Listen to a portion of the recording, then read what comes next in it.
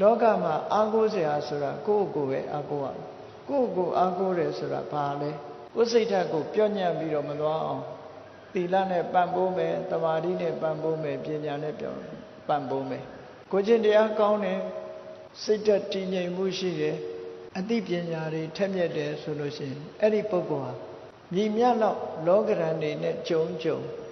အဆိုးလောကရန်နဲ့မြည်မြပဲကြုံအကောင်းလောကရန်နဲ့မြည်မြပဲကြုံလောကသဘာဝကြီးကိုလစ်လျူရှုပြီးတော့လှုပ်တဲ့လှုပ်ထိုက်တာကိုလှုပ်သွားလို့သူ့ရဲ့စိတ်ဓာတ်ဟာရင်းရိုင်လှုပ်ရှားပြီးတော့နှိမ့်ကျသွားခြင်းဘယ်တော့မှမရှိဘူးတဲ့ဒါကြောင့်မြတ်စွာဘုရားရဲ့အဆုံးအမဗုဒ္ဓဘာသာဝင်သူတော်စင်အနေနဲ့ဒါအမြဲတမ်းလက်တွေ့ကြတဲ့အဆုံးအမတစ်ခုဖြစ်တယ်အလွန်ပဲကျေနပ်စရာကောင်းတယ်ဗုဒ္ဓဘာသာဝင်ဖြစ်ရခြင်းဟာအလွန်ကျေနပ်စရာကောင်းဘယ်သူကမှအာကိုရတာမျိုးမဟုတ်ပဲနဲ့မိမိတို့ကိုယ်တိုင်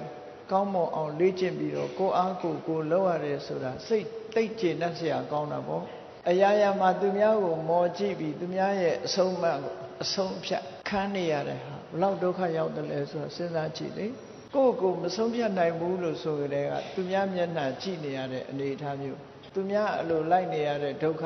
မတမကြီးမားတယ်လို့ဆိုတာပဲကိုအားကိုပြီးကိုစိတ်ဓာတ်ကိုရင့်တန်လာအောင်ကျင့်ကြံကြိုးကိုအထုတ်တဲ့ဤစနစ်တွေကိုမြတ်စွာဘုရားဟောတာဖြစ်သောကြောင့်ဘုန်းကြီးတို့တွေဟာဒီစနစ်အတိုင်းသီလကောင်းအောင်ကြိုးစားရမယ်သမာဓိတွေရင့်ကျက်လာအောင်ကြိုးစားရမယ်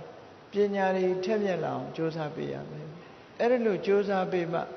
လောကကြီးထဲမှာအောင်မြင်မှုဆိုတဲ့တရဖူကိုဆောင်းနိုင်ကြမှာဖြစ်တယ်ပေါ့ဒီဘဝမှာအောင်မြင်မှုရတယ်လို့နောက်ဘဝတွေမှာလည်းပဲအောင်မြင်မှုကိုရနိုင်တယ်လို့ဒီလိုဆိုတာ